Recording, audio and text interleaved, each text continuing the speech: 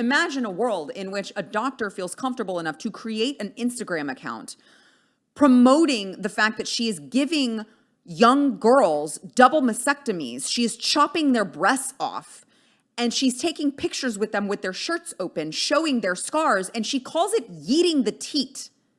It's cute to her.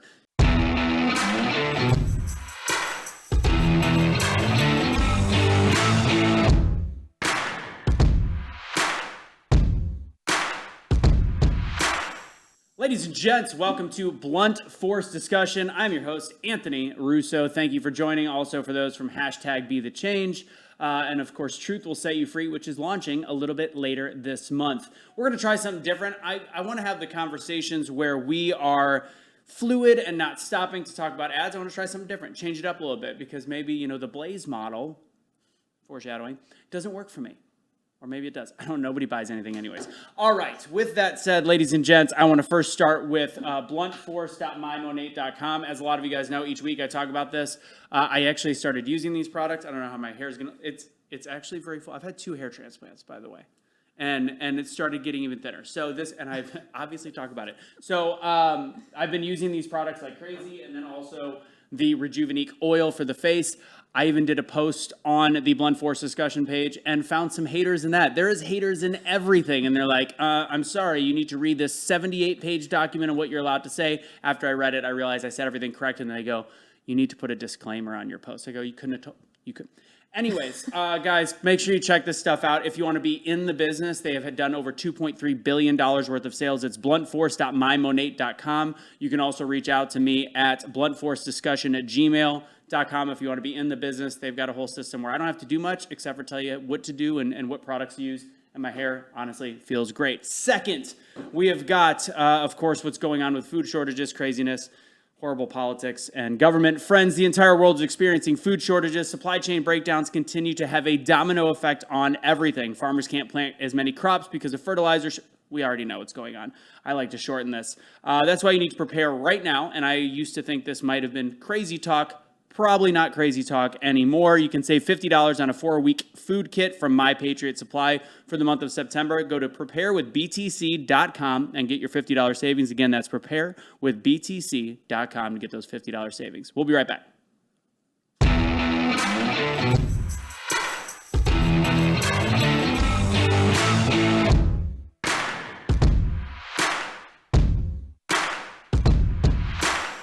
All right, let's get the party started today. We are excited for our guest. A lot of you guys saw our very first episode of Blunt Force Discussion was with Chad Prather, and we've had a just plethora of fantastic people on the show and more to come. I'm very excited about today's guest because we're going to talk about some issues that we share a little bit of passion on. And right now, each day, there's new news that makes us want to pull our hair out and figure out what's the most important thing to talk about? So we are going to cover whatever we can in this moment. For the WeBeam watchers, thank you guys for joining. I know we're well over 20,000 strong with you guys.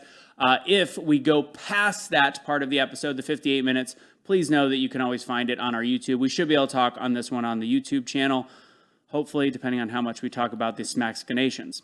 Ladies and gentlemen, introducing, we've got the host of The News and Why It Matters. She does a fantastic job, Sara Gonzales. Hi, thanks for having me. Thank you for coming. And you did name drop my bestie. Your Chad bestie, Prather, your yes. work husband. My work husband, yes. You guys are fun to watch on the shows together. Yeah, I appreciate it. We get a flack sometimes because we use the term work wife and work husband, and people are like, that's disrespectful to your spouse. And I'm like, my spouse literally is the next door over because he's the senior director at our studio, so I can promise you everything's cool. And I got to meet all of you guys together. Yeah. And with CJ and everything, you guys are a riot. You guys are fantastic.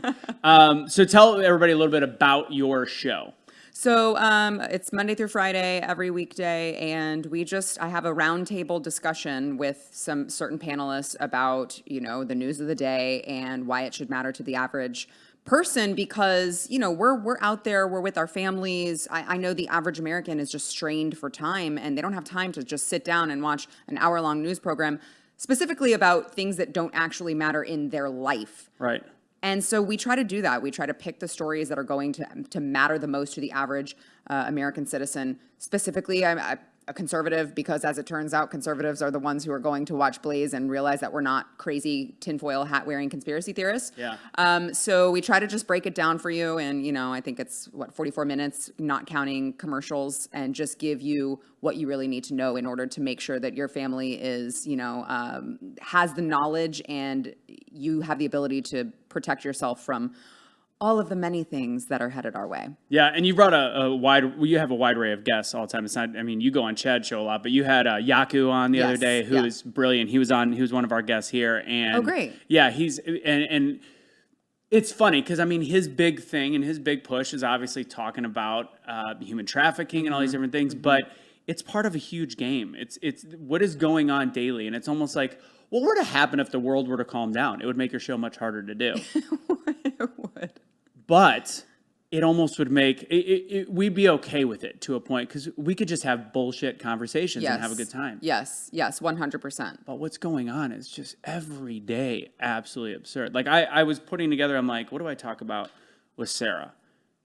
And and this is all stuff from the last week. Right. I know. It never stops. I know. Well, when Joe Biden got elected, I said, the world is probably going to end, but it's going to be a hell of a ride when we get there, because we will have no shortage of content to provide to people. He will give us no shortage, and he has not. Oh, yeah, absolutely. But the thing with, even if Trump would have won, we would have been playing defense of being like, all right, let's look into these fact checks and fact check the fact check. Right. So it could have gone either way. And actually, that was my philosophy with Trump. I didn't know. I almost was like, did I really just vote? Because I'm not a lifelong conservative or Republican.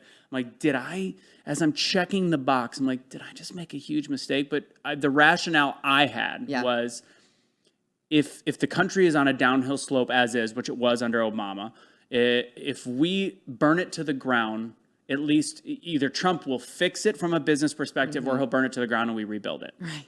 And he kind of did both, which is really weird. Yeah. I didn't actually vote for him in 2016 the first time. I did not. It's embarrassing, but I've said it publicly, so I'll say it again. I voted for, I did not vote for Hillary Clinton. I voted for Evan McMullin, who's just turned out to be a complete disaster as an independent, that he's still trying to, claw his way into the political sphere. But I felt largely uncomfortable with Trump's background, right? And he had no record to run on. It was all just promises that I said to myself, well, he's a lifelong Democrat. This is not really his realm. I don't know that I can trust this man to actually follow through with what he says he's going to do.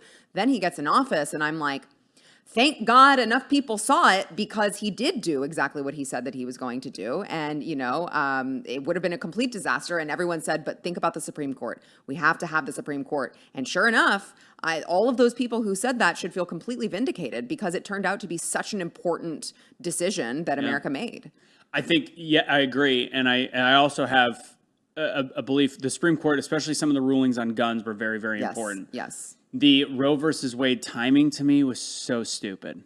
I really, honestly, they couldn't have, because it's galvanized the Democrat base. And I do a lot of morning radio, and a lot of things we talk about is the red wave collapsing? Mm-hmm. And based on what we're seeing in the polls, yes, but we also know the polls are bullshit. Right. But at the same time, the sentiment has vastly changed since that decision. Do you think that was bad timing?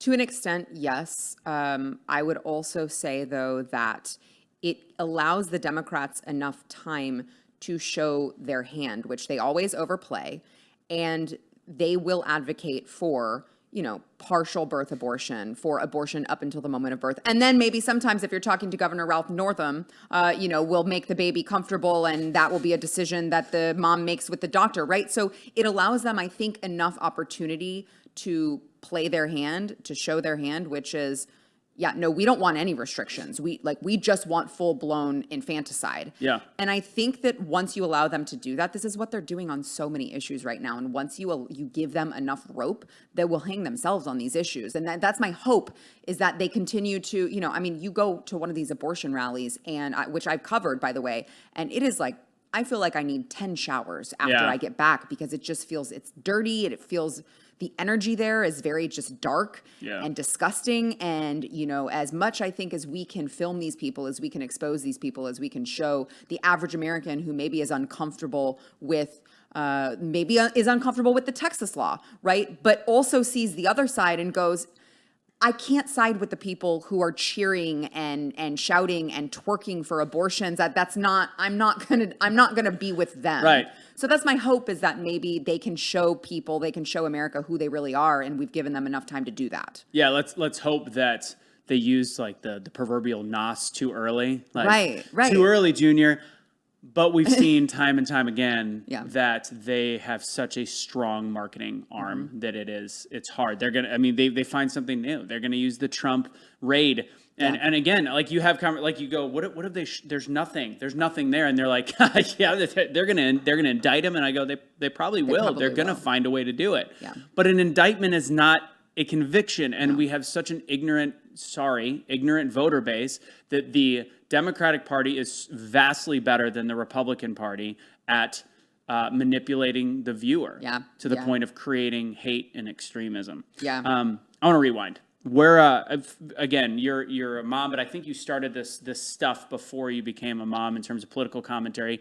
What possessed you, or how did this all start? How did you get into being a guest host on The Blaze to now having your own show? Well, I actually, as it turns out, I actually was a single mom when I got into this, and I was an insurance agent. Right. I had always been interested in politics and in the justice system and in law. I actually graduated with a degree in criminology, and my minor was forensic psychology. And I remember when my crime theory teacher, which, you take crime theory class, it's all essays all the time. And so my crime theory teacher called me to his office, asked me to come during his office hours towards the end of the year. This isn't how you became a mom, was it? No, not how I became a single mom. I was married. It was not to a professor. And thanks for allowing me to clear that one up. And he said, I really think that you should consider going to law school. You're very good at this. Your writing is great. And I really think you would be great at it. And I was graduating in 3.5 years.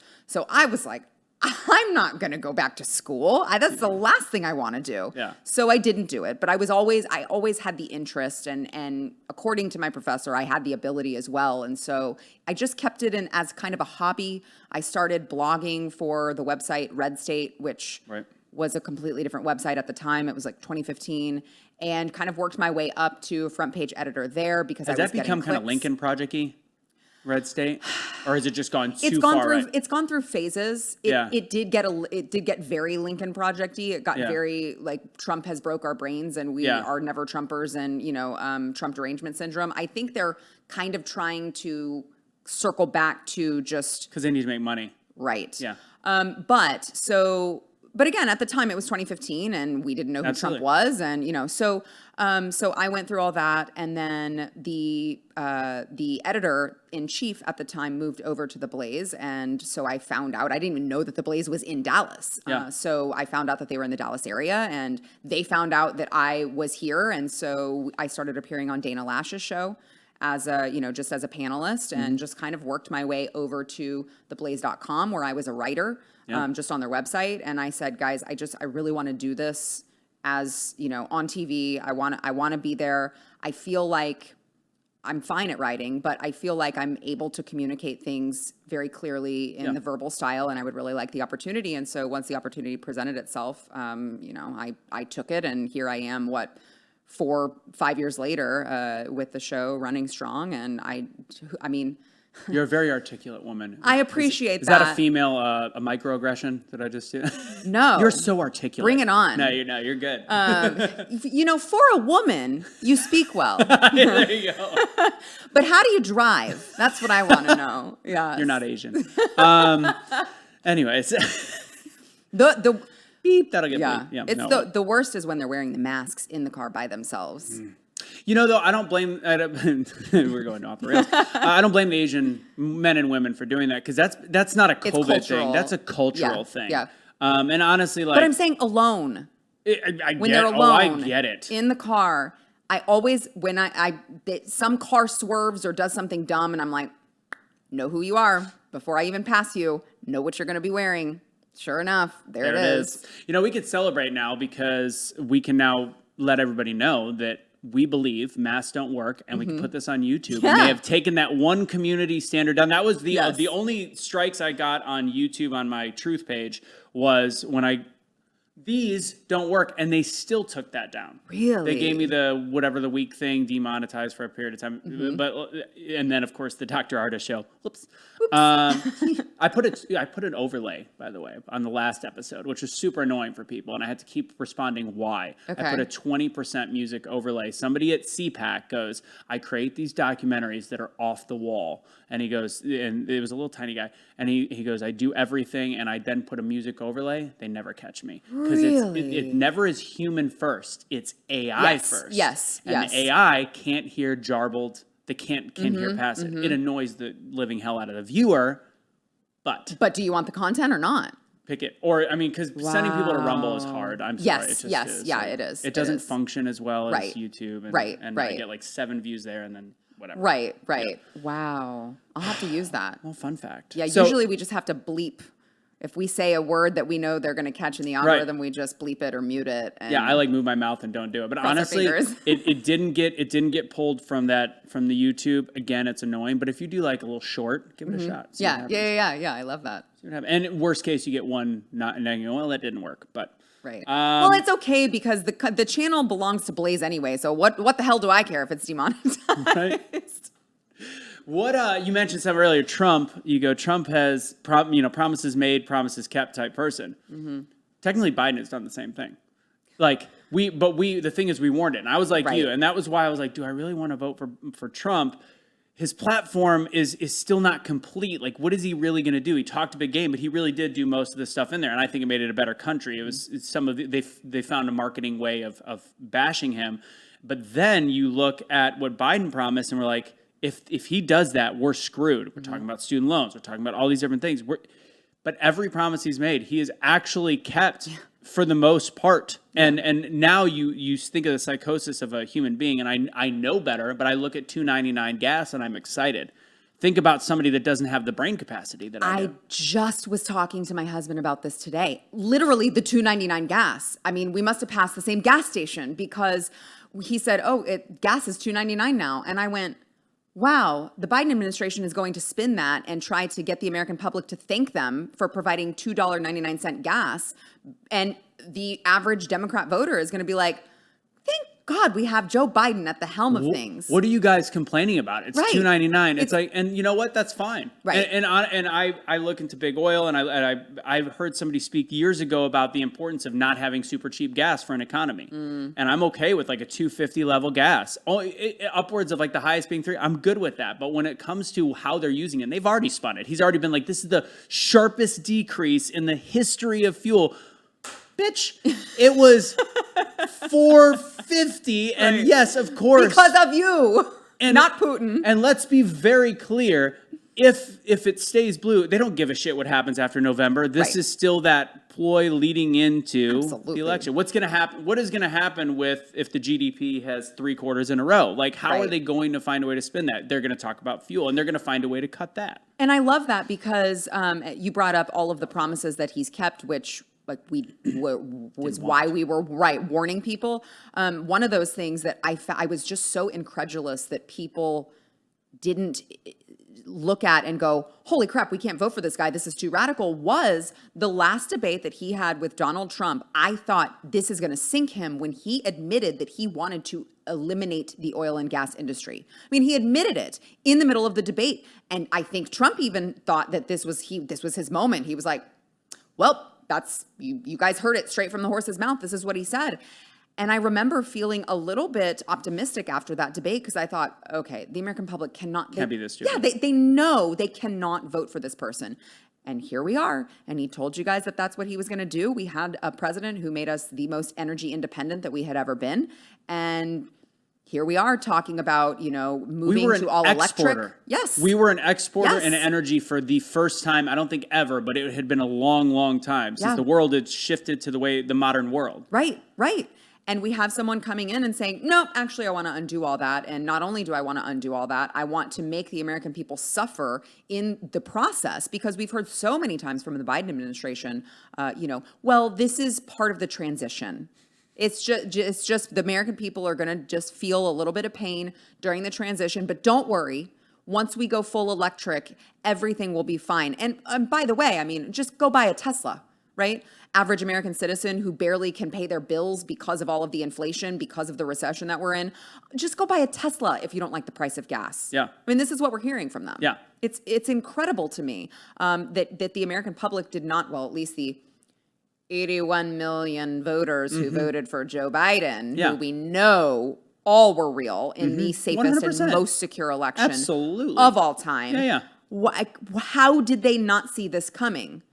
And I also love that the Biden administration blames Putin for the rise in gas prices, but Biden does get to take credit for the decrease. Because if we're to believe that Putin is the one that controls the gas prices in America and only Putin, shouldn't we be thanking Vladimir Putin for the decrease in price? Wouldn't that be his doing? Because I'm told that he's the one who manages this. You can't. One of the big things Biden talked about was the buck stops at leadership, and he has not taken a single ounce of ownership unless something has gone well, which shows his ability to manipulate. Yeah. Which that's what our government can do. Let's not be stupid. The government can manipulate prices.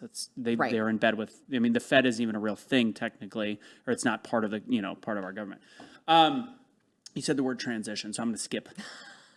Because I think that whole word, I think I'm gonna just like Jennifer Lawrence has nightmares about Tucker Carlson, I'm gonna have nightmares about the word transition. As somebody that's very open-minded to the gay community, have you? And I'm thinking you probably have. Have you watched What Is a Woman yet?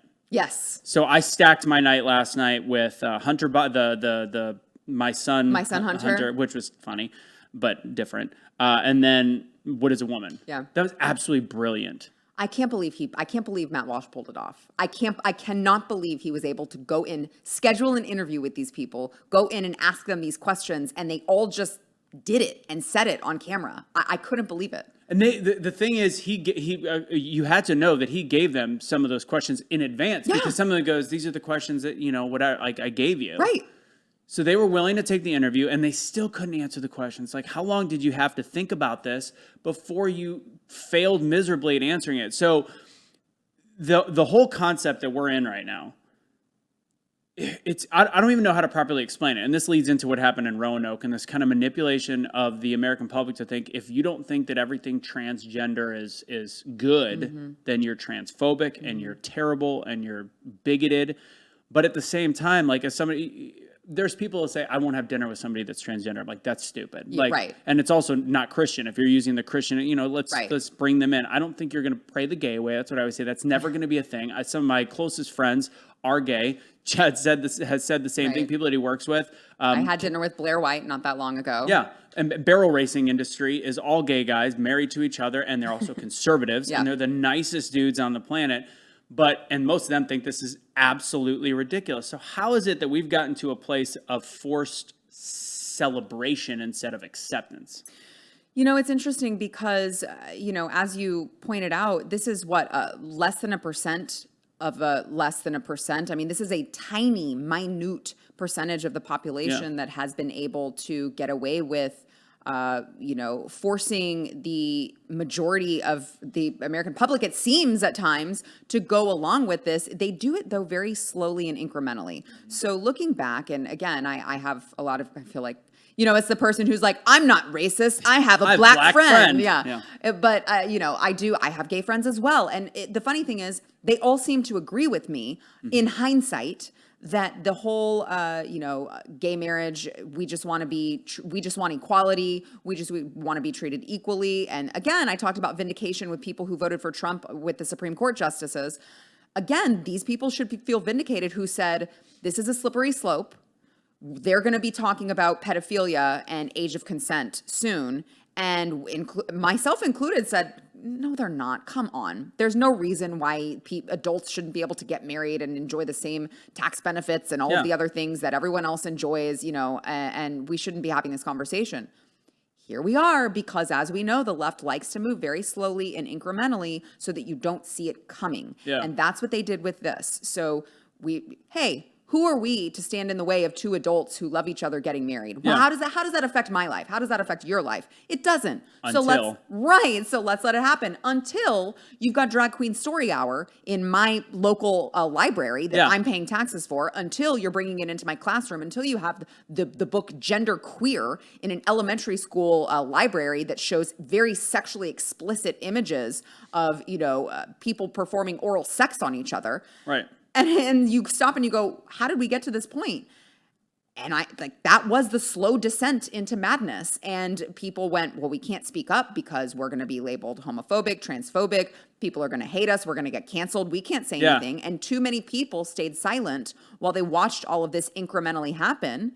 And now we're talking about drag shows for kids here in Texas, of all places. Yeah, which we're going to talk about. And I think that's the thing, this slow incremental change, kind of like we didn't see it coming. And let me be clear, the Democrat Party and the ones that run this messaging, the woke messaging, the people that run the woke messaging, I think they think they're doing the right thing. But the ones that it comes from, they don't give a shit about gay people. They don't give a shit about trans people. They are using this strictly for the tools to make sure they can stay in office, make sure they can, like Nancy Pelosi, can get stock tips for her husband. There is a reason why they have to stay in here. And using the gay and trans community is huge. They don't care about their rights. They care about the enragement of now, because they've gone so far, that there is actually a consideration to not have gay marriage anymore be allowed from the Supreme Court, which they're now trying to codify in government, which honestly, I don't care. They can do that. I don't. Yeah, I'll say this too. Another thing that they are very slow and incremental about is infiltrating the education system, right? They've infiltrated academia. They are teaching all of these, not just college-aged kids, but elementary school-aged kids. These are the ideals that teachers are teaching. And they've infiltrated the medical community, which is why you have doctors who are going online, feel comfortable enough. Imagine a world in which a doctor feels comfortable enough to create an Instagram account promoting the fact that she is giving young girls double mastectomies. She is chopping their breasts off, and she's taking pictures with them with their shirts open, showing their scars, and she calls it yeeting the teat. It's cute to her. She calls it yeeting from Joe on that one. The teat. And I'm like, how are we in a world in which this woman is not thrown into an institution? Or I would prefer the death penalty, because I would prefer that it be a crime. Right. And I would prefer that be I'm not advocating for violence. I'm saying I would prefer that be a crime in the books, death penalty for anyone who does it. I don't care. Throw away the key, because life in prison is too nice and I don't want to pay for it in my taxes. Agreed. So just get rid of them. They are of no use to society. And so you have these people in the medical community even that they have infiltrated, and now they are taking this and running with it. And it's really scary to see, because unless a large showing of people in academia and in the medical community stand up and finally speak out against it, how much further can we fall before we just crumble? Their job. That's what we're facing, which is like, I mean, you look at that documentary, you look at the professor that just could not, he just kept circling the question about, what is gender? What is this? And fact is, it is a mental illness. That does not mean I love them any less. Right. Just like if somebody has a mental illness, if it's not hurting anybody else, and I don't think transgenders hurt anyone, to be very clear, unless they're preying on children. Right. But like a transgender that just is super confused, it's a confusion, it's a mental illness. But ignoring that as a mental illness does not help anything. Like who is it? Aren't you a lot of these people psychologists that are like, how do you fix people? Well, you got to get out of the denial stage. Right. Yeah, well, and also, I mean, if you're dealing with an alcoholic, if you're dealing with someone who has, a problem, you're not like, you know what, just keep drinking. All right, just drink yourself to death. Everything will be fine. You should do what you feel is right for you. Yeah. We don't do that. We don't treat anything else that way. And in fact, you have these people who are mutilating their bodies, and you go, if I were to chop my own arm off because I said, I feel like I'm supposed to only have one arm, I feel like I'm supposed to be handicapped, you would throw me in a mental institution. That woman, man, whatever, ish said that's crazy business. And Matt's response, because he was giving the reference of, what if somebody wants to be handicapped and chop off an arm? And she goes, that's crazy. I don't know how that's valid here. And he goes, you don't see how I mean, you're literally talking about same. chopping off a much smaller limb. Right. Hello? Yeah. And like when I watch that, I go, can somebody on the left that is not like Crazy. way over there Yeah. finally see what we're talking about? I would hope. But the thing is, they see Matt Walsh's name and they go, why does he have such a bad rap? Because I posted about it and last night, and somebody's like, yeah, all the bad things about him. I'm like, I've never seen anything truly bad about Matt Walsh. Well, it's the same reason that Ben Shapiro has a bad rap. They accuse him of being all of these things that he isn't actually, but they have taken language, they've taken the English language and just completely turned it up on its head. So words mean nothing. You can call someone a racist, you can call someone a bigot, you can call someone a transphobe with absolutely no evidence to suggest otherwise, and it sticks. I mean, they call Ben Shapiro all of the same things. Is he? Have they been able to provide any sort of evidence that he is? Absolutely not. Yeah. My favorite is the white supremacist. It's like, yes, the Orthodox Jew Ben Shapiro is definitely a white supremacist. Great job, guys. The 5'7", tiny, Jewish guy. Yep. Yeah, yarmulke wearing Ben Shapiro, who, I mean, you know, he's been on my show. You know, I consider myself friends with the guys at the Daily Wire, but it's just hilarious to me that they use these names, and the left is just they're basically parrots. Yeah. Right. They hear something said on MSNBC or they see something said on Twitter, and there's racist, bigot. I mean, they have no clue what they're talking about, but that's what they are. They're sheep, they're parrots, and they only know how to repeat what they have been told with no evidence. Yeah. Some of my old friends that were my closest friends at the time, when the whole George Floyd thing happened, and I go, yeah, it's a tragedy. And I go, Black Lives Matter is bullshit. And I try providing facts to them. The same group of people that I know, there's been times where we've been out drinking where one of the guys in the group starts getting drunk and dropping N-bombs. And we're like, bro, stop. Like, shut up. This same group called me the racist because I was at January 6th, and that was the last day a lot of them spoke to me. Yeah. Literally. Feel like you were there. You took pictures on the lawn. You're done. And we'll get it because I know you talked about that. And actually, there's a big call today. My buddy Cashley Kelly's court case, finally, misdemeanor, 19 months now in the D.C. gulag. And I know you talked about this a couple days ago, so it's very fitting that we're having all these conversations. But let's finish up with the Roanoke situation. You were in Roanoke, which is a conservative part of Texas, and I've noticed they are coming for Texas hard, like the drag stuff. And maybe it's because we're here. Is it happening over the country? You maybe know. It is happening over the country, but I think that the Texas movement is very intentional to prove to the rest of the country, because Texas is supposed to be known as the beacon of liberty and freedom. I would argue that Florida has taken our spot now, but historically speaking, Texas has been the place. And so I think that they know, nationwide, they know the blow that they can provide to the conservatives around the country. If they can show, if we can take Texas, we can take any of y'all's states, right? That place that you thought was super red and would never allow this to happen to their children, and those people who had all the guns and talked a big game, we just actually infiltrated all of their state, and they didn't do anything about it. So don't think for one second that we're not coming for yours. So what the hell happened in Roanoke? You were there. I had a friend calling me. I was in rodeoing and God knows where with my girlfriend. Yeah. And he's like, bro, I'm here. I'm putting you on live. And I'm like, I'm in a room. I'm in Wyoming. There's no signal. Like, I can't. Yeah. And he goes, there's Antifa. There's all these different things. You actually got in the building. Just take us through what happened that day. Yeah, sure. So I wore something that I thought no one's going to recognize me because, you know, I have been very outspoken about this stuff before. Obviously, when you're a member of the media or a public figure, you don't know who's going to recognize you. So I wore something that I thought I wouldn't be recognized in. I put a hat on and I said, I'm going in and I have to at least be ready to record and document and expose these sick freaks for what they are. And so I got there.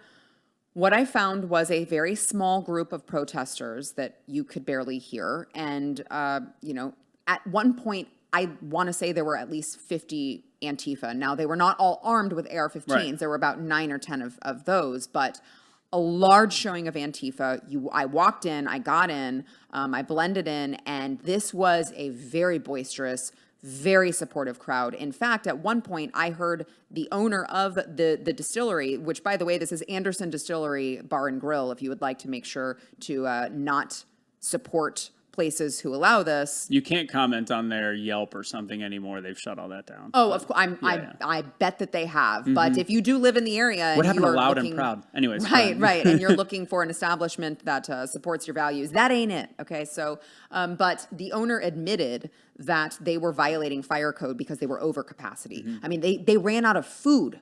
Did it count as of food? Did it count as overcapacity? Because the kids only counted as a half, and there was like 60. How many kids were actually there? There were maybe I think I counted maybe 10 or 12. That's it. That's it. But okay, that corrects me because I was like trying to do the count in the room. It looked more than that. No, but I will say the most incredible thing that I found was that usually, especially with the drag show that happened in Dallas at that Dallas bar not that long ago that went super viral, that my friends Taylor Hansen and Alex Stein were at. Hansen was there too. I noticed that at those, at least you're like, oh, it's the single mom who's trying to like get the dad and using their, young son as a weapon to do that. It was all moms. There were no dads in sight. Now the dad should have been there like screaming them down. Right. But there were no dads in sight. Here, it was all families. The dads, I said, where are the dads? Oh, they're inside enjoying the show.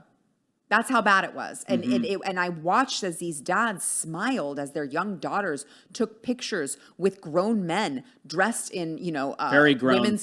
Women's clothing, full makeup, hideous makeup, by the way. I mean, I would think that my child would have nightmares if he ever saw these grown men dressed that way. They didn't buy American Beauty by Sarah. They did not. I hope they didn't buy American Beauty by Sarah. It is a good product, but that's not what we're about. So, you see these young girls and the drag queens are touching, right? Draping their arm around them to take pictures. And the dad's just smiling along, just clapping along, watching as their young daughters and young sons are tipping these drag queens. And the dads are right there enjoying it, eating it up. And I couldn't get over it. I could not get over it. I don't know what was worse. And like, you have to be, because it's like the two most protected classes are the trans community and people that don't know how to stop putting things in their mouth. Don't even know what I can refer to that as. But I'm like, what is worse? That we are cheering for somebody that clearly has a mental disorder or somebody that literally cannot stop feeding their body to the point where they're unhealthy. They have the biggest comorbidity of the schmigadovid. Right. And like, it's like, there's so many things wrong with this and we're just celebrating it. And you and I talked before the show. I've been to drag shows before. Yeah. When they're done a burlesque, they're done correctly in New York City. I don't know if I've ever been on one in Dallas. I don't think that would be the beacon of it, but whatever. If somebody's got talent, they've got talent. And you know what? Some shows are funny, some shows are whatever. They're adult entertainment. I would never take a child to a strip club, even if it is a comedy strip club. It's okay. Right. It's a no. And if you watch what these people are doing, and I talked to the police department, the Roanoke PD. I said, aren't they breaking laws? There are laws that say that if you are dancing provocatively and accepting tips, you have to have a special license. Their response is they were investigating it. They said that, but they were just basic tips. Because really, in all reality, they were just walking around and just shaking their jiggle and getting money from parents, children alike. It was fucking sick. Yeah, and I would argue to the Roanoke Police Department, we have a video of one of the drag queens dancing on top of a table, and it's not a coincidence, I don't think, that he chose the table where a young child was sitting right there. We have a very clear video of the young girl looking up, and this drag queen, short skirt, little, underwear, female underwear, or whatever you want to call it, but is that not dancing provocatively for tips? I mean, most of it was just them strutting the aisles and strangely enough, women just throwing their hard-earned money at these grown men, literally doing nothing for it. Nothing. Yeah. I understand what you're saying. I've never been to a drag show. Yeah. I don't particularly care to go. I was quite a bit younger. Like I was in my early 20s and it was like a family event. And again, like would I go now? In the world we're in, probably not. Also because I don't think anybody has the talent to make it a show anymore. Right. Like, by the way, you made a mistake on that video because I watched it. Okay. It was the most reinforced table in the whole restaurant, so that's why he chose that table. Okay. That's true. You always got to be safe. Yeah, you got to be safe. Like he looked around and he goes, that one's got the double V on the wood. That one will hold me up. And the kid just so happened to be an innocent bystander. That must have been what it was. But I do find it fascinating. Obviously, I don't want to restrict any adult's right to go to a drag show. However, I'm not. Everyone says, you know, if you want to go to a drag show, sure, fine. Like that's your prerogative. I'm not judging you for that, and I'm actually judging you a little bit. If you're a woman, because I don't find it cute or humorous for someone to impersonate me as a woman. Like I don't want to restrict your rights. I don't want to, if you want to go, fine. But I think it's weird to normalize it as this cool thing that women bring their friends to, and they all watch these men trying to basically appropriate them. I mean, we're told that cultural appropriation is bad, that all of this appropriation is bad from the same people who go and pay money to these men to appropriate their gender. It's just weird to me. You've got a bad taste because of the where it's gone. Like and it sounds like I'm ultra defending it, but I remember I understand 15 your years. Point of view. But like they actually, from what I remember, they make a joke about the fact they'll never be a woman. Right. They're literally and they it almost celebrates women. Yeah. We'll never be you. Like that's it was a different feel then. It's a totally different feel. And now that's why I'm like, there's no reason I would go now unless I heard, but why it doesn't matter. I wasn't here. We're going to be doing Shot Seat in about 1 minute. Let's see. Let's just do Shot Seat now. Shot Seat's going to be fun. It's the Don't Get the Shot Seat by Artist Labs.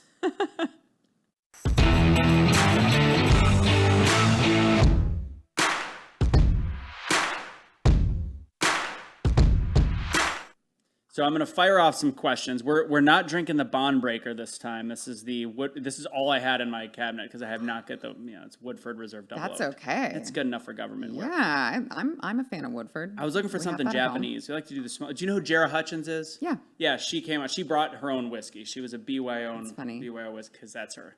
That's her really thing. Funny. She's also very funny. I did a small one. I'm such a pansy. Oh, thank you.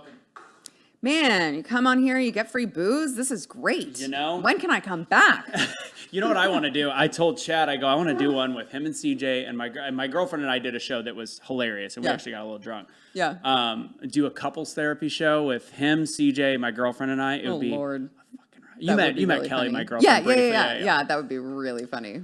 All right, so I'm going to fire off some questions. If you feel uncomfortable, drink a little bit. In the beginning, we take a little sip together. So cheers. Cheers.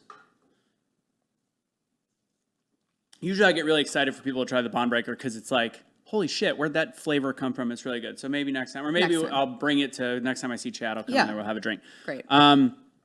So this is the Don't Get the Shot Seat by Artist Labs. Real quick, you can go to thedrartistshow.com. Again, that's thedrartistshow.com. Use BFD, like Blunt Force Discussion, BFD at checkout. I've been taking these, so yesterday was my 40th birthday. I've been taking the Prostate Pro because I pee every morning at 7 a.m., whether I leave the bed or not. Just kidding. I do get out of bed. The dogs, however, lay on top of me. It makes it very difficult. Whatever. We also have Doc's Viral Defense. As you saw the Dr. Artist show, if you've seen it, does a lot of stuff to not just rid the body of the jab if you've got it, but also protect you from COVID if you haven't.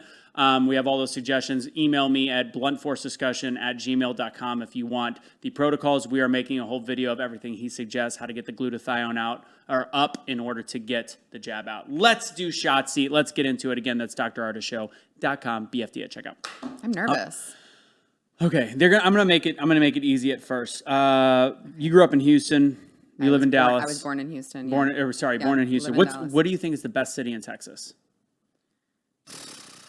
Like city? I know. I live in the country now. I get it. But what's the best city in Texas? Over 100,000 population. That's hard. Help me. We'll take a drink if it's a hard question. That is a hard. But you still have to answer. That is a hard question. Not Austin. Fuck that. Yeah. Not Houston. I hesitate to say Dallas because Dallas sucks too. Fort Worth? Could we I was do going to say, can we split the two? Yeah, I would say Fort Worth. Yeah, Fort Worth has become absolutely. my heart. I will take Fort Worth. So when we moved to, so we're in the suburbs. I've got 2 young boys, and so we live in the suburbs, but we just discussed, if we had it to do all over again, we would have moved to the Fort Worth side, not the Dallas side, because that's just so much more our vibe now. And things have gotten so crazy, even in the school districts. And, you know, I mean, I have my kids in private Christian, and no way any of that crazy stuff would be happening there. Yeah. Because they're super Baptist. But there's drag shows happening in churches now, though, but whatever. Oh, trust me, I know. I'll be at that one if anyone wants to join me over in Katy, Texas. That's in Katy? It is in Katy, which is where I live. It's a country-ass town, isn't it? It is. Outside of Houston. It is a suburb of Houston. There's no reason for that to be happening at the church. But this is, of course, an LGBT church. So that makes First sense. Christian church. And I do hate when Christians say, you can't come to my church. Like, people have sent me stuff like, no, that's not how it works. Right. But this is also not how it works. Right. What was your favorite TV show growing up? Oh, Friends. Friends? Yeah. I feel like that dates me. No, it's all good. I think we might be a closer age than I thought. I thought you were younger than me. I'm not telling you how old I am. I'm gonna say that's actually a great mystery on the internet. Is it? Yeah, because no one knows. If you go and you look and there is not an answer and there are people speculating, and I love the speculation, so I'm not telling. It's funny. I've seen your yearbook, so I know how old you are. I'm just kidding. I don't. All right. Do you ever regret getting into this media thing? No. Not at all. No, Good. I don't. There are times when it's hard, obviously, and you go like, golly, like this is a lot more than I bargained for. But I think that at the end of the day, I have, like I said, 2 young boys who are changing. I have to change things for them, and I don't know how else to do it other than be the voice and, you know, be the change that you want to see. And so I feel like I'm blessed to have the mouthpiece to be able to try to do that. Yeah. And I'm like, I have to. You literally reiterated my post on social media yesterday. On my 40th birthday, I'm like, who would be proud of the fact that they made a lot more money when they were 35 than when they're 40 years old? But it's like, I feel like I have a purpose. Yeah. God bless us with the ability to speak to people and also say, fuck it, I'll find a way to make money and survive when other people can't. Right, so I think it's Wait, incredible. did you just turn 40? Yesterday. Oh, happy birthday. Thanks.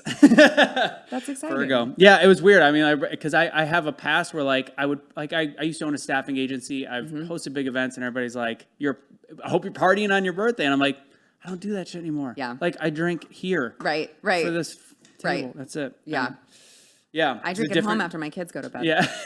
Well, we know. You have that little wine thing, and then you have the Karens of the world going batshit crazy. What's her deal? Is that a stalker? Yes. This particular stalker that you're referring to, when I posted a picture of my Tumblr that said #NotWine, which, by the way, you can get at shopsarahg.com. But I posted that, and I was like, my younger son has a double ear infection. His temp was like 105. It's been a day, and finally the kids are in bed, so I'm drinking wine. And she's like, oh, sober parenting. I bet your son wishes he had a sober parent instead of I'm like. Most important job in the world is a mom, and you're drinking on the job. Yeah. Bitch. I'm like, I'm not drunk. I'm having a glass of wine. Have you had an ounce of fun in your life ever? This particular stalker I love because she has a conspiracy theory that I actually am pretending that I am Hispanic and that I grew up as a blonde-haired white girl, which is like, what's see it? these roots? Sean, what's the head of one of the BLM factions? The black guy? Sean King. Sean King, who is white. Rachel Dolezal. Yeah. I know. So she has this weird, and I'm like, she saw a picture of me in college where I dyed my hair blonde and you could see my dark roots. And I'm like, you realize look at the roots. That's where you find the real hair color. So anyway, yeah, she's a weird one. I have one stalker that finally escalated to the point where he thinks I should get shot in the head. I don't, and it was a guy that used to work for me that then became gay, not like as an independent contractor, and then because I wouldn't stand up for him in something I knew nothing about, and he had already gone a little off the deep end. I'm like, I'm not going to risk my reputation for people that I don't know. Right. And it started out peaceful, and right in the very beginning, he goes, because he said he got raped by a bunch of dudes. Okay. And I was like, I'm sorry if it did happen, whatever. And he goes, and when I wouldn't help him, he goes, I hope, and I had a newborn at the time. Yeah. He goes, I hope your daughter gets raped the same way I was. I go, we're done with this conversation. And then over the years, every 3 or 4 months, he has a different alias. He pops up in comments. He's like, this guy's a pedophile. This guy's a whatever. He does it on events I'm about to speak at.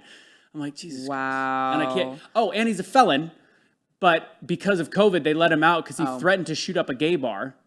The guy's just the world's biggest piece of shit. It's like, why do we have people like that on this earth? I just love the tolerance. But he's actually kind of a Trumper, which is weird. That is weird. But then all of a sudden, he's psychotic because then he'll be like, oh, it's probably because you love Trump. This is dumb. We've gone off the rails. Why have they not 25th Amendment Joe Biden? Because Joe Biden is, personally, I think Joe Biden, they have right where they want him. Mm-hmm. He is just a puppet. They're pulling the strings. They can put whatever the hell they want to on the teleprompter, and they know that he will read it. Yeah. And I think he is a liability, and they realize that because sometimes he goes off script, and the comms director in the control room is like, oh, shit. Get Karine Jean-Pierre on the phone. We're going to have to come up with an answer for that one, But and she can get away with whatever she wants because she's a gay black woman. Right, exactly. In all reality, she's not even as good as Jen Psaki. She is the worst press secretary I think I've ever seen. And again, Jen Psaki, we used to talk on my show all the time. I called her poor man's Peppermint Patty. She was horrible. She improved. She did. She never was a speck on the testicle of Kayleigh McEnany. Yeah, who was just the best I've ever seen. Ever. And I don't say that as a political bias. She just was amazing. Joe Rogan hates Trump. Yeah. And he talked about how she was an assassin. Right. Yeah, she was great. But yeah, I think that they have him right where they want him. They can pull the strings. They can have him go out and say whatever they want him to say. And that's the deep state in action. And I know it sounds conspiratorial, but there is a deep state. I loved his Pennsylvania speech when he turned his back to the car. Well, you can turn your back to talk to them briefly. Yeah. And I'm like, it was going on 3 minutes in a row. And I'm like, is anybody going to tell him to turn the fuck around? All right. The last final two. This is a nice long shot seat. And the final question is where I think you're going to get a little nervous. But this one is, what does it mean to be a spicy bitch? So I had one of my stalker haters create a whole ass YouTube video on how I was a horrible person because I went on a thing where Elon Musk said he was going to offer Twitter money to buy it, and I was like, I'm just going to test the waters. So I said all the things you're not supposed to say, and one of them was black supremacy is a greater threat to America than white supremacy, or black nationalism is a greater threat to America than white supremacy. I would agree with that. Statistically speaking, statistics racist. Yeah, sorry, I forgot. Racist. Statistics are racist. Yeah. So I said that, and he took it. He made a whole video about how horrible I was, and towards the end of it, he said, "Sara Gonzales is a spicy bitch," and I'm like, hell yeah, I'm going to take that and create a whole brand out of that. You would think that's an insult? That's badass. I'm going to take it. So I created an entire brand around it, and you can, we've got hats, we've got shirts, we've got all of that, but it's really about taking the left's insults and weaponizing it back against them and using it to your advantage because nothing they say matters. If you guys ever do the spicy food stuff, I know what was it? We've got Alex Stein. Bring me back. I'm a competition level heat eater. Really? We've got a hot sauce and we've got spices. I know. When I say hot, I'm a million plus Scoville person. Bring it. Shut up. Yeah. Wow. That's my thing. My stomach doesn't handle it as well now. I was going to say, what is it like the morning after? Not that bad. Really? Yeah. Alex Stein took shots of hot sauce, and I talked to him. I would destroy him. Yeah, so I've done it my whole life. It was not pleasant on the way out. No, I'm good. It's the indigestion as I get older. I'll feel it for a little bit after, but I know when it's too hot. I just had wings that were 2.5 million Scovilles. They asked me when I ordered them. I was in Colorado, and they're like, "Are you sure?" And I'm like, "Just bring it." And then they tell me, I'm eating. I'm like, "This isn't habanero. What is this?" I'm like, "This is," and I knew the taste. I'm like, "Is this Carolina Reaper and Ghost?" And they're like, "It's Carolina Reaper and a capsaicin powder." Oh my gosh, you really are. I'm a pepperhead. Wow. Yeah, and it's weird that I. Well, we don't have a hot sauce that's that hot because I don't think anyone except you will buy it. Bring it. So, okay. Find something. Okay. No. All right. Last question. This is the one that's going to get spicy, and then we'll wrap up the wee beam part. Who is? Take away yourself. Okay. Who's the funniest of all the Blaze hosts? Well. I'm like, I don't want to say not anyone. Not Glenn because he's too serious. Well, that's not his thing. He is, he's funny. He's funny when he wants to be, but he's too serious all the time. So it's got to be between Chad, Elijah, and Crowder. It's tough. Crowder's really funny, but I think I have to give it to Chad. Chad's your boy. Yeah, because Chad and Crowder is not. I'm not saying Crowder's not like this, but Chad is very. Oh, good. Chad is so funny. but he's also so smart Yeah. that he brings that wit to it. Like, it's not just necessarily slapstick. It's like he's actually, most people don't realize, the guy in the cowboy hat that you think is just a redneck 7 who don't degrees. know shit is like brilliant. And so I think I got to give it to him. And that was the Don't Get the Shots Eat by Artist Labs.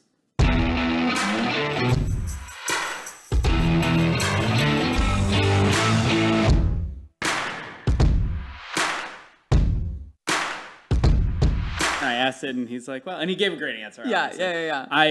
I started watching before I met Chad at a campaign event. I watched Crowder a lot. Okay. And now I've shifted to watch because it's a lot. Like how you can only take in so much information. Yeah. I think Crowder.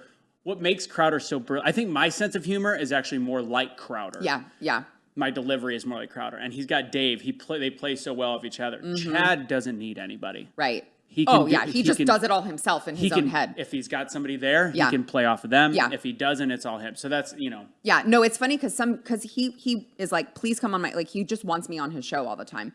And some days I'm like, you didn't really need me here. Yeah. Like you just got fired up all by yourself and Yeah. went on this whole big long monologue that was amazing, and I didn't do shit. So like, you're good on your own. I also think he has the music element. Like, he writes these songs.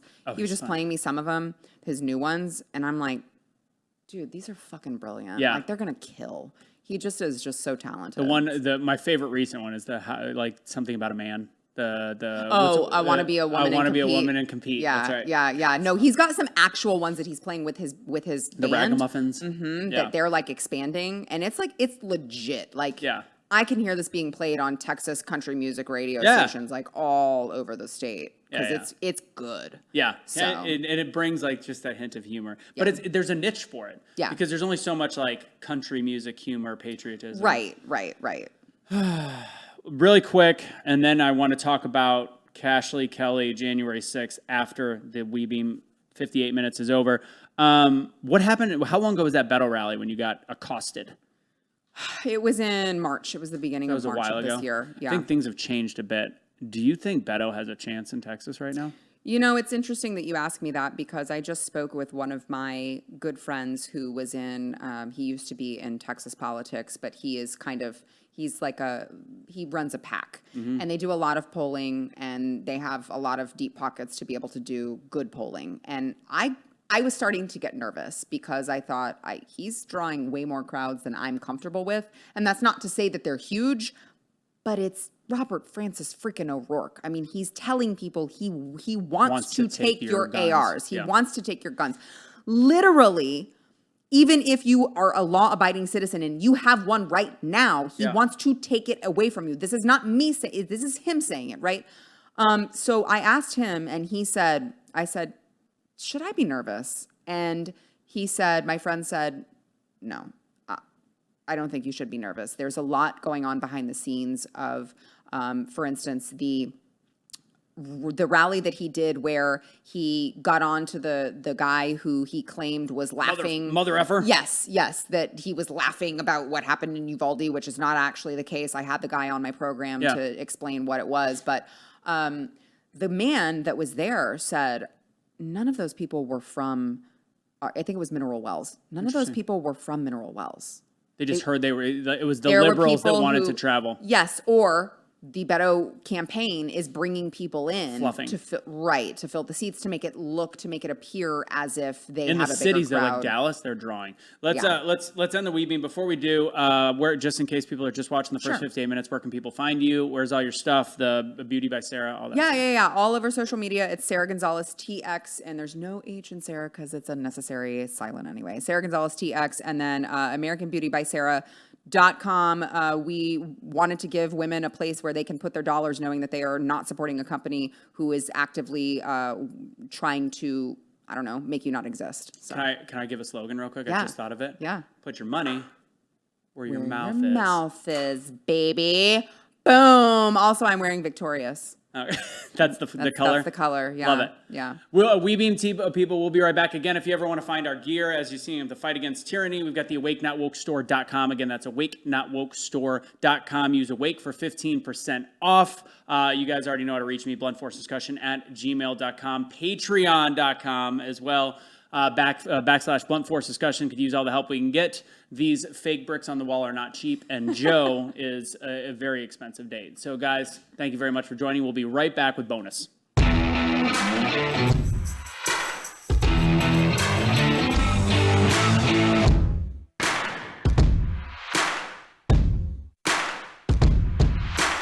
Finishing up the discussion about Beto and again, do you know the chick Asia is? She's at like all the rallies. She's this adorable, like tiny black chick that is pro. Oh, yes. She's everywhere. Yes.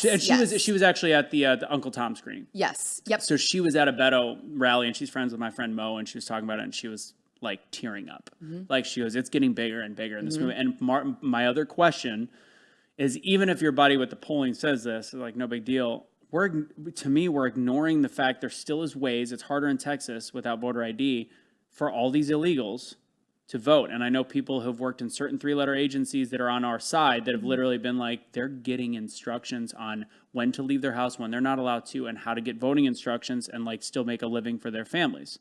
Do we think these 1 million voters could make a huge difference, or is it going to be protected? I think the problem is that we, even in Texas, have a lot of Republican and name-only representatives who are leading the state. I mean, look at the Speaker of the House.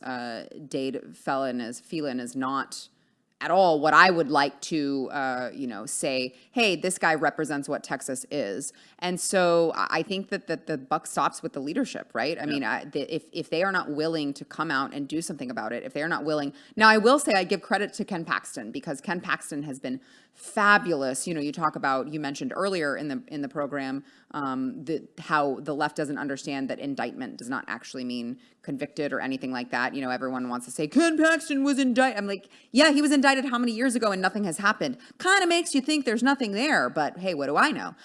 So Ken Paxton has been fabulous on, I think, all issues that should matter to liberty-minded, freedom-loving Americans. But he's tied up. Like his race is super close, isn't it? Ken Paxton's? Ken Paxton's, I haven't seen. I would like to believe that he's fine. I mean, he heavily defeated George Bush. Whatever Bush it is. Bush, yeah. The Bush dynasty he defeated. It was George Bush. I don't even know who's running for attorney general on the Democrat side, but he has such a strong record of, calling, trying to transition a young person, child abuse, on border security, on all of these things, but he doesn't have any help.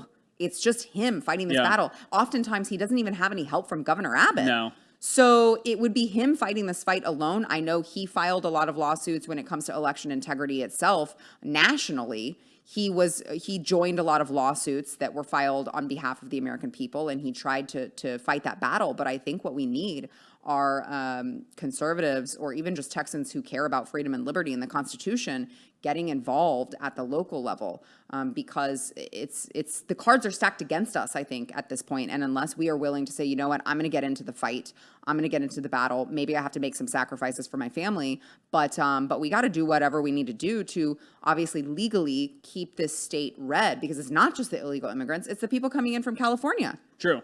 I mean, did you see the what's his name? Pacey? Not Pacey. The other one from Dawson's Creek. What, James Vanderbeek? Dawson? Dawson. Did you see his video yesterday? No. Oh, it was so funny. Oh, what'd he do? I think he's one of us. Oh, I've seen a video of him before, and I was like, wait a second. So he moved to Texas. He's talking about the fire ants. At first he goes, he's talking about Californians to Texas and all this stuff, and he's like, you're supposed to come to Texas and keep your, be a Texas values or whatever. Then he goes, but not talking about fucking fire ants. And the bleep is like a second off, so you hear him every time. He's talking about, and then he goes through the whole thing about fire ants, and he goes, and it turns out they're actually not even from Texas. They're an invasive species. That's funny. And then he goes, much like Californians. And then it ends. I was like, he might be one of us, great. Which is probably why he's not acting much anymore. Yeah, that sounds like all of the right little drops were there. Like a Chris Pratt drop. Yeah, that's really funny.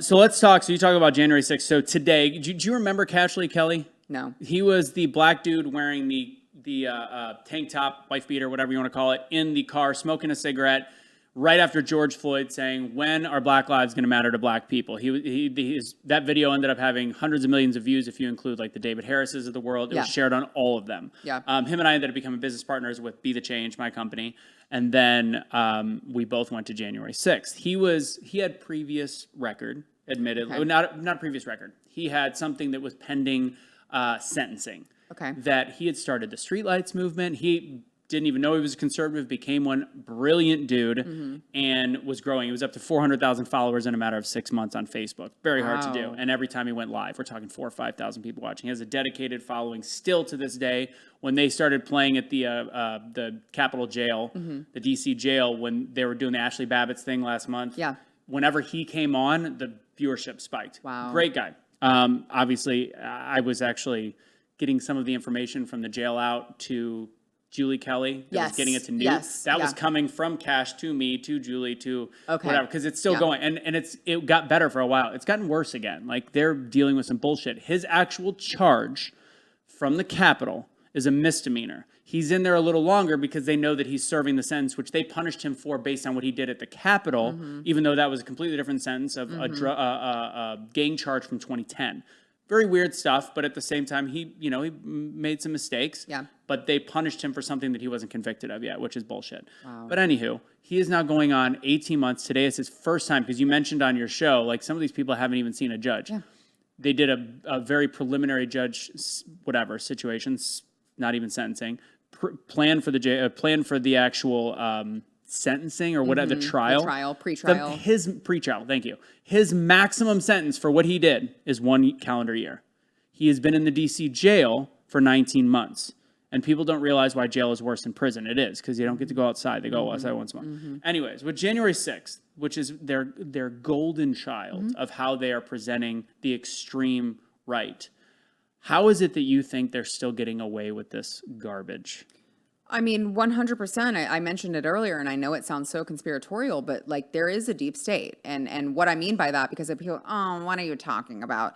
The fact of the matter is, there have been enough leftists who have infiltrated all of these alphabet government agencies, the FBI, the DOJ, all of the places that they need to infiltrate. We even see it in the military, for God's sake. I mean, we see them going in deliberately. We talked about earlier, very slow, incremental, just very slowly, they're going to make their way in. And once they do, they are able to weaponize these agencies. And they do. They are making decisions on their own. Now, it's very easy for them to do it under Joe Biden because they don't have a president who is trying to prevent them from doing so.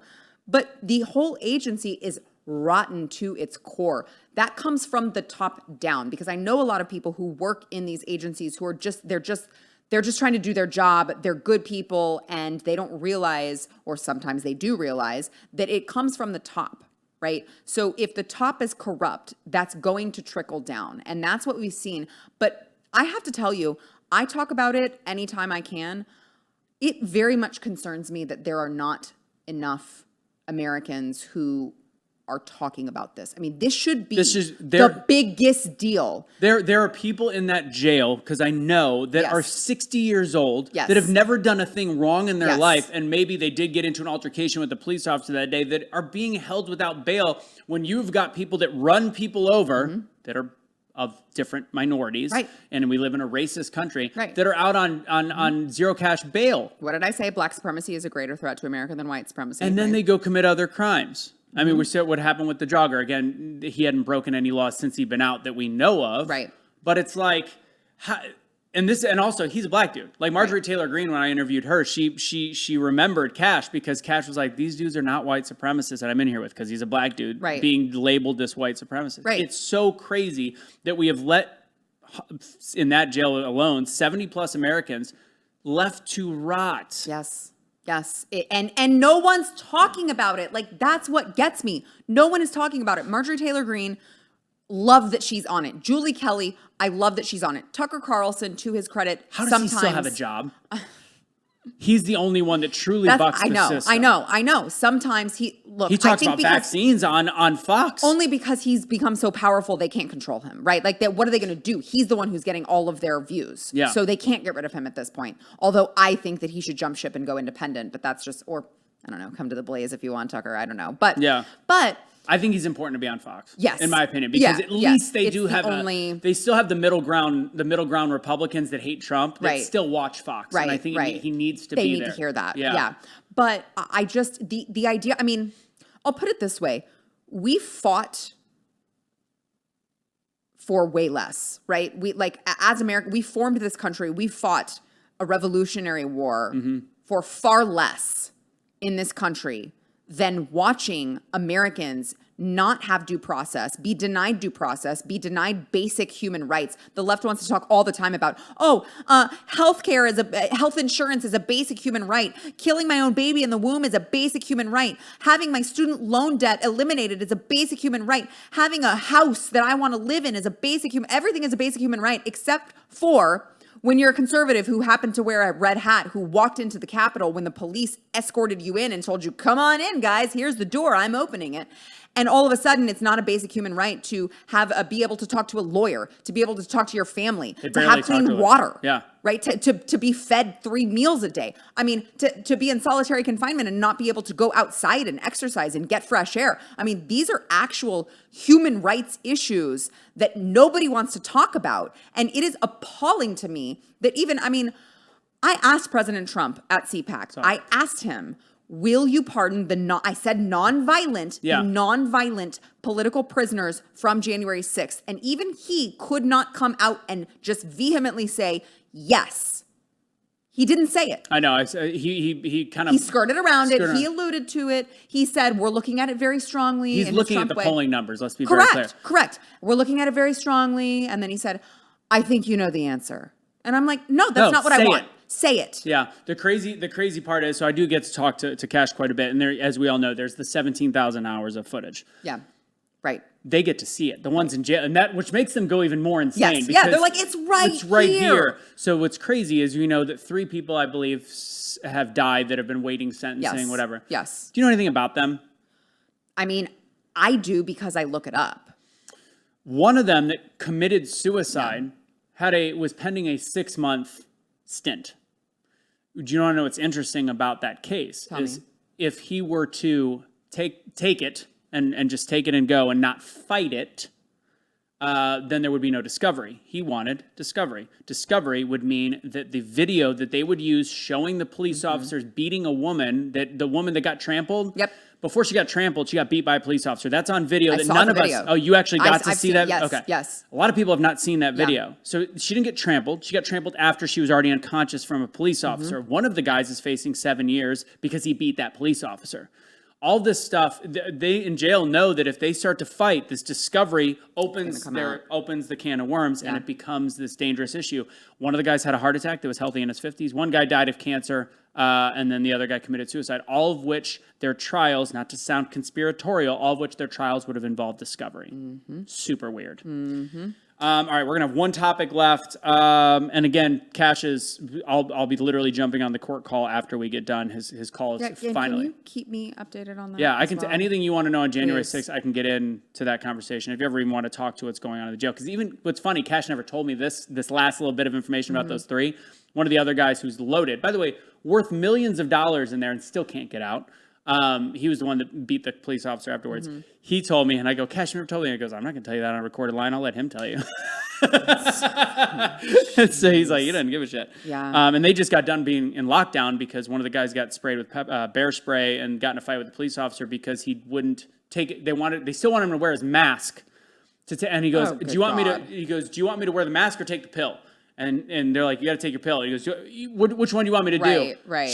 Got bear sprayed, started a fight. Big deal. They were on lockdown for 3 days. They started a hunger strike, which just ended yesterday. Jesus. Anyways, it was a female person, female security, whatever they call them. Final question. Let's see. It's ridiculous what's going on with them. Let's end it with the speech from hell. I love somebody was defending literally the speech from hell. First question I'll ask is about the coloring, but I remember somebody was saying we make fun of how he had his hands like this, and they're like, anybody that's taken speech classes knows that sometimes you direct your hands in a certain way. And I go, I'm a professional speaker. We're actually told never have your hands in the same place on the same side ever. Never would I coach this, and never would you do the Hitler pose. Right. Why would they make a decision to use red and black colors like that? You know, I asked myself the same question because, and I realized that when you pan out, you see the blue, there's blue on the very ends, but They're not dumb. No, that's what I'm saying. They're not dumb. They know no one is taking the shot. CNN, MSNBC, Fox News, all of the people who are covering this are not taking the shot way the hell back there. They're taking the shot right here. They know what the shot looks like. That's why they set it up to be that way. It was Did anybody look in intentional. the camera and be like, we might want to, fuck it. No, and because Fox didn't even air it. They didn't even air it live. They just aired clips afterwards. Well, I think that it's because, look, as I mentioned earlier, the left always overplays their hand. They think, I mean, Joe Biden, it was very intentional. There was a lead up to this. Joe Biden has been very deliberate to start really, really coming down on MAGA extremists, MAGA Republicans. I keep going back to this. It's a very slow incremental thing because they started talking about white people being a danger to society, white people being domestic terrorists. You talked about, you heard Don Lemon on CNN talking about it. You heard the FBI talking about it. And then all of a sudden January 6th happens and they took they took when they could, never let a crisis go to waste. And they're like, we're going all in on this domestic terrorism if you're a conservative. And so then you saw anyone who was at January 6th was a domestic terrorist. Now you're seeing, anyone who supports, the Constitution, freedom-loving Americans, patriots, you're a MAGA extremist, you're a MAGA Republican. This is all intentional to try to demonize and dehumanize half of the country. Unfortunately, they think that they're going to get away with it because they have been able to control the media for so long that they live in this echo chamber where they genuinely think, it's you know working. What? Yeah, this is going to go well. It's working with their base. It really. Right. I mean, and I'm half Jewish, and I say the whole thing like replace the words MAGA Republicans with Jews. Yes. Holy shit! And the Jews did nothing wrong, and neither did we. Or blacks, or any. Yeah. Anything. But I'm specifically tying it to Hitler. But you look at the way that they tag extremists, and then you hearken back to Kathy Griffin. Mm-hmm. You talk about they were able to. They were able to take things of a naked Trump in the street. They were able to have Snoop Dogg shoot him on stage while he was the sitting president of the United States of America. You've got the fake stabbing that they did of him, and then the guillotine. The guillotine. Protests, yep. Kathy, by the way, I never saw a human being by that guillotine. I think that's also complete bullshit. The one about Mike Pence at the Capitol, as being there. I've seen protesters protesting Donald Trump who have fake guillotines. You just made me think of that because you mentioned the Pence thing, and it's like it was literally a photo op that probably was not even a Trumper. So there's all these things that are actual extremists, yet they're okay saying because of one day where there was a few people that acted wrong and being there, that was the most patriotic day of my life. It's super weird to say that. I think that it's so absolutely dangerous, and that's where I lost my shit. Is this speech? Especially after we just watched the left literally burn cities down to the ground. Yeah. Yes, the Summer of Love in 2020. They did those things. They did all of those things in so many cities across the country, and now they're going to talk about how violent and dangerous and a threat to democracy that a bunch of freedom-loving Americans are. I have a hard time believing that it's going to work. I think even an average Democrat goes, this feels really uncomfortable to me, and I don't like it. Let's hope. I hope so. And I think they overplay their hand. After January 6th, my girlfriend dealt with her spagating, like, how could you support a terrorist? Because it was our first vacation together, funny enough. And we had to shut down comments because people at a massage, they're like, how can you support terrorists? I'm like, cool. Wow. Go fuck yourselves. All right, this is the wrap. Tell us how you really feel. At this point, and that's where that speech got me. To be honest, I've been delicate for a while, and I'm like, you know what? If you're going to fight. Yep. Like, and I can't even say fight. Right. I can't. Right. Because I say fight, I get banned. So we're going to non-violently pick up arms and high five each other into submission. Final words, and give a little bit of, first off, plug again everything you've got, the American Beauty by Sara, and then where people can find you. And lastly, is there any positive words you can leave with people? Yeah, sure. So again, Sara Gonzales, TX, follow me everywhere on social media, YouTube as well, and American Beauty by Sara. We are trying to give a conservative places for you to be able to spend your dollars, because I know there are a lot of leftist-leaning organizations. I would also say to people that we've given up our power, which sounds like I'm going down a pessimistic road, but I'm not, because we've given up our power. It is up to us to take it back. Yeah. And we can if we so choose, but we need to do the work and the heavy lifting in order to do so. So get involved, get off your couch. You know, I understand my family is important too, but I'm in this fight to change the course of future generations for my kids. And I hope that everyone else can as well, because it really is up to us. We just have to take back our power. Perfect. And where can they find you again? Sara Gonzales TX all over social media, Instagram, Twitter, Facebook, YouTube, all the places. And we're going to be able to air this whole show most likely without any problems, because we didn't even talk about vaccines. I was excited to do a Fauci in person because you do some and I was going to do whatever. We didn't do it. So guess what? Yeah, this whole thing's going to stay up. You are officially from Blunt Force Discussion, a BFD, because Yes. you're a big fucking deal. I love it. Here's your hat. Thank you. Oh, there it is right there. Thank you all for joining the We Bean People. If you stuck around, those on YouTube, please again support us at patreon.com/Blunt Force Discussion. You see it right there. As you know, I wore the fight against tyranny because that's what we're going through in this country right now. In my belief system, make sure you go to awakenotwokestore.com. Use Awake for 15% off. You already know all of our sponsors, and they'll be posted as well. Thank you so much for joining. Continue to share these episodes. Don't listen to what the Facebook overlords or YouTube overlords will tell you. We need the shares. We need the help. We have great content. At least I think so. So help us out. Thank you guys for joining. Be the change you wish to see in the world. And we'll catch you next time.